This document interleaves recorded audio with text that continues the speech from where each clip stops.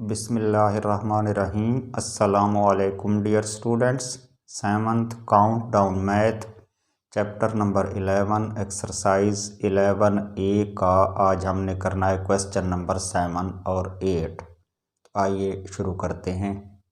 Question number 7 में जो equation दी गई है वो कुछ इस तरह से है, -6x/5 plus 2x/15 is equal to -4। इस तरह की इक्वेशंस को जब हम सॉल्व करते हैं, यानी जिन इक्वेशंस में कुछ टर्म्स फ्रैक्शन फॉर्म में होती हैं, यानी उनके डिनोमिनेटर्स मौजूद होते हैं, तो इनको सॉल्व करने का जो सबसे आसान तरीका है या आसान मेथड है वो ये है कि आप उस नंबर से मल्टीप्लाई कर दें दोनों साइड्स को, जो जितनी भी टर्म्स हैं डिनोमिनेटर वाली या जितनी भी इसमें फ्रैक्शंस हैं उनके जो डिनोमिनेटर्स हैं उनको एलिमिनेट कर दे। यानी एक ऐसा नंबर फाइंड आउट करना है जिससे जब हम मल्टीप्लाई करेंगे तो हमारा ये जो डिनोमिनेटर 5 है ये भी ख़त्म हो जाए और इसका जो डिनोमिनेटर 15 है वो भी ख़त्म हो जाए, यानी दोनों के जो डिनोमिनेटर हैं वो एलिमिनेट हो जाएं, इस इक्वेशन से ख़त्म हो जाएं, ताकि हमारे पास एक बिल्कुल सिंपल सी इक्वेशन आ जाए जिसमें किसी किस्म का कोई डिनोमिनेटर ना हो, जिसको हम इजीली फिर आगे सॉल्व कर सकें। तो इसमें जो सबसे पहला काम हमने करना है वो यही है कि किसी तरह से इन दोनों टर्म्स के जो डिनोमिनेटर्स हैं इनको ख़त्म करना है।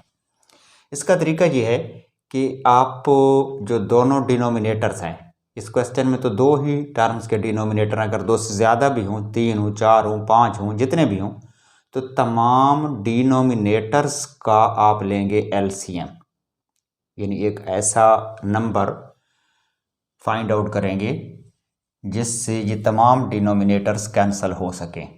इस केस में वो नंबर 15 है, यानी 5 3 15 होगा और 15 1 15 होगा।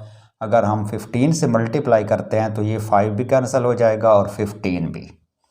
तो पहला स्टेप हमने ये करना है कि जो हमारे पास गिवन इक्वेशन है -6x/5 plus 2x/15 this is equal to -4। तो इसमें जो इक्वेशन या इक्वलिटी का साइन है उसकी दोनों साइड्स को, लेफ़्ट साइड में जो कुछ लिखा हुआ है उस पूरी एक्सप्रेशंस को, क्योंकि इसमें दो टर्म्स हैं तो दोनों को आप मल्टीप्लाई करेंगे 15 से, और सेम वही ऑपरेशन राइट साइड पे भी करना पड़ेगा।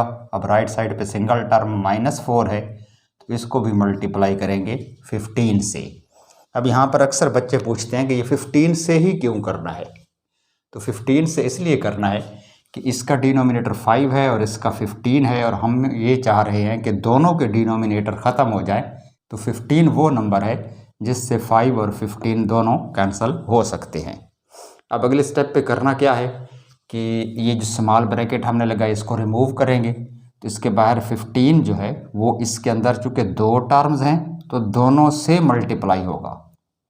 लेफ़्ट साइड पे दो टर्म्स हैं तो 15 ने दोनों से मल्टीप्लाई होना है, यानी हम इसको यूँ लिख सकते हैं कि 15 मल्टीप्लाई होगा -6x/5 से और फिर प्लस 15 मल्टीप्लाई होगा सेकेंड टर्म 2x/15 से, और इक्वलिटी के राइट साइड पे 15 मल्टीप्लाई होगा -4 से।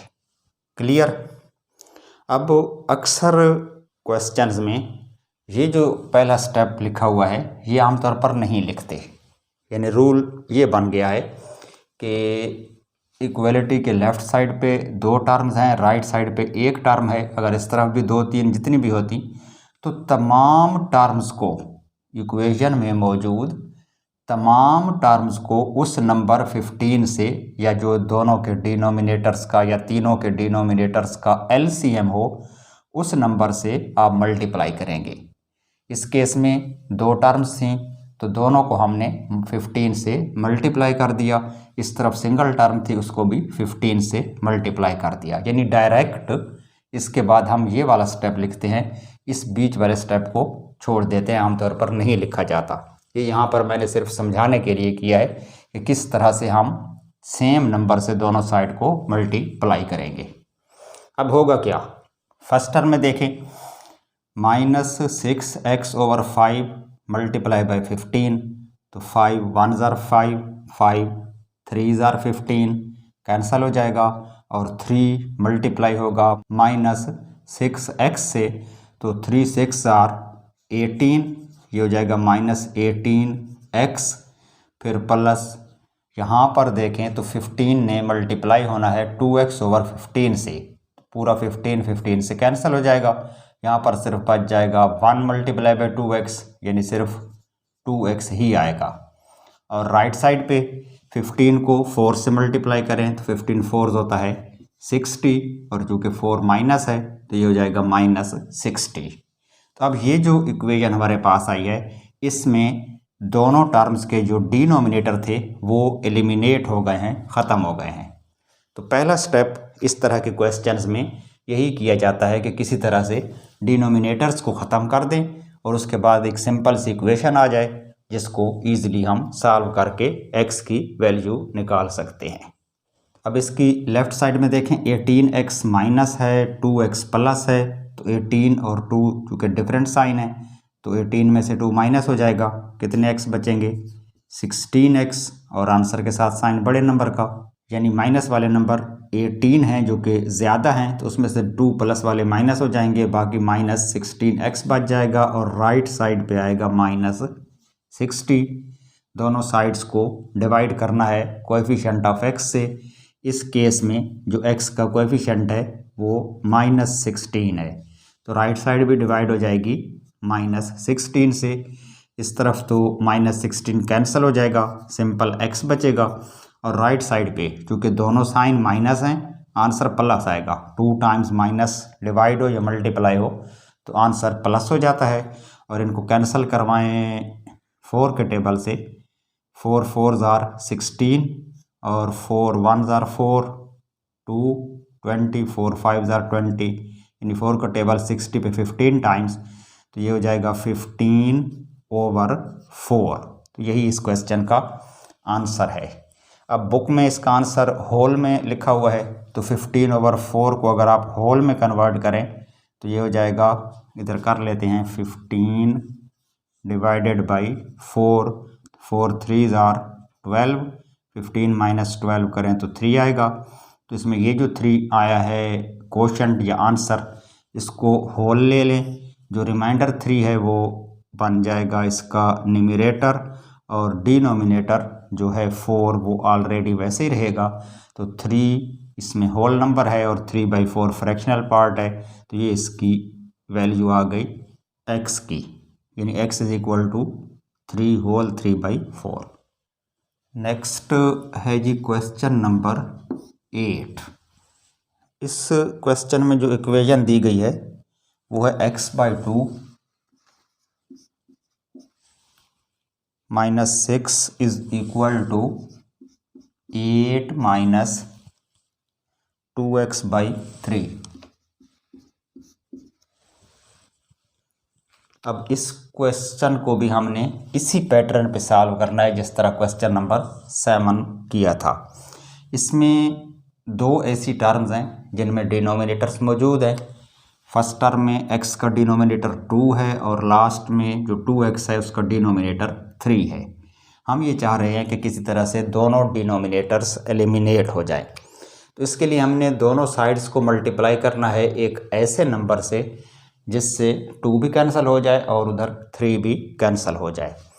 तो इस केस में वो नंबर 6 है, क्योंकि 2 और 3 को मल्टीप्लाई करें तो 3 2 ज़ार 6, या दूसरे लफ्ज़ों में जब हम एलसीएम लेते हैं तो 2 और 3 का एलसीएम 6 ही आएगा, क्योंकि 6 से कम किसी नंबर पर तो ये इक्वल नहीं हो रहे। तो रिक्वायर्ड जो हमारा नंबर है वो 6 है, यानी हमने इस इक्वेशन की दोनों साइड्स को 6 से मल्टीप्लाई करना है। ये हो गया हमारा पहला स्टेप। अब जिस तरह इधर हमने 15 से मल्टीप्लाई किया था, तो मैंने बाकायदा ये ब्रैकेट लगा के और मल्टीप्लिकेशन का प्रोसेस करने के बाद ये वाला स्टेप लिखा था। अब इस क्वेश्चन में हम डायरेक्ट इस स्टेप पे आ जाते हैं। मतलब ये है कि इस इक्वेशन में जितनी भी टर्म्स हैं उन तमाम टर्म्स को 6 से मल्टीप्लाई करना है। अब इसमें टर्म्स कितनी हैं? इक्वल साइन के लेफ्ट साइड पे 2 टर्म्स हैं, x/2 एक टर्म हो गई और 6 सेकेंड टर्म हो गई। इस तरफ भी 2 टर्म्स हैं, 8 अलग टर्म है और 2x/3 एक और टर्म है। तो टोटल इसमें 4 टर्म्स हैं, 1 2 3 4। तो चारों टर्म्स को सेपरेटली आप उस 6 से मल्टीप्लाई करेंगे। तो फर्स्ट टर्म इसमें है x/2, इसको भी मल्टीप्लाई बाई 6 कर दें। सेकेंड टर्म इसमें 6 है, उसको भी मल्टीप्लाई बाई 6 कर दें। इस तरफ फर्स्ट टर्म 8 है, उसको मल्टीप्लाई बाई 6 कर दें। और लास्ट टर्म है 2x/3, तो ये भी मल्टीप्लाई हो जाएगी 6 से, यानी 2x/3 मल्टीप्लाई बाई 6। और इसके साथ साइन माइनस है तो वो माइनस रहेगा। अब इसको सिंप्लीफाई कर लें। फर्स्ट टर्म में 2 कैंसिल हो जाएगा, 2 1s are 2, 2 3s are 6 और 3 multiply by x is equal to 3x।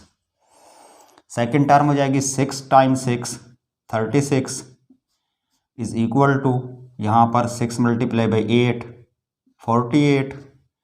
और लास्ट टर्म में चूँकि डिनोमिनेटर 3 है तो ये कैंसिल होगा इस 6 के साथ, 2 टाइम्स 3 का टेबल 6 पे 2 टाइम्स, और 2 को इस 2x से मल्टीप्लाई करेंगे तो 2 2s are 4x।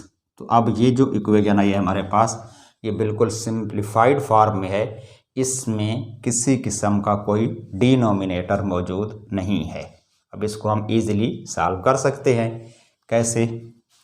दोनों जो x वाली टर्म है उनको लेफ्ट पे ले आएँ, 3x, और उस तरफ जो -4x है, जब वो इस इक्वलिटी के साइन के लेफ्ट साइड पे आएगी तो उसका साइन चेंज हो जाएगा, -4 की बजाय +4x हो जाएगी। और इक्वल के राइट साइड पे है 48, वो तो अपनी पोजीशन पर है, उसका साइन चेंज नहीं करना। साइन किसका चेंज करना है? 36 का, क्योंकि 36 का साइन माइनस है और इसने यहाँ से जाना है इक्वल साइन के राइट साइड पे, यानी दूसरी तरफ जाना है, तो इसका साइन हम चेंज कर देंगे, प्लस हो जाएगा 36। 3x + 4x this is equal to 7x। 3 + 4 7 होता है। और राइट साइड पे 48 और 36 इनको आपस में ऐड करें तो 8 + 6 14, 4 आएगा, 1 कैरी हो जाएगा, 4 + 1 5 + 3 8, तो ये आ रहा है 84। अब x की वैल्यू निकालने के लिए जो x का कोएफिशिएंट 7 है वो डिवाइड होगा, यानी 7x डिवाइडेड बाई 7 करेंगे तो राइट साइड पे 84 भी डिवाइडेड बाई 7 करेंगे। इधर 7 कैंसिल होगा, x बचेगा और 7 का टेबल 7 1s are 7 और 7 1s are 7, 1 बच जाएगा, 14 7 2s are 14, यानी 84 पे 7 का टेबल 12 टाइम्स, 7 12s are 84। तो x की जो वैल्यू है वो आ रही है 12। तो यही इस क्वेश्चन का आंसर है। ओके जी, तो ये तो था हमारा आज का लेसन। अब इजाज़त दीजिए, खुदा हाफिज़।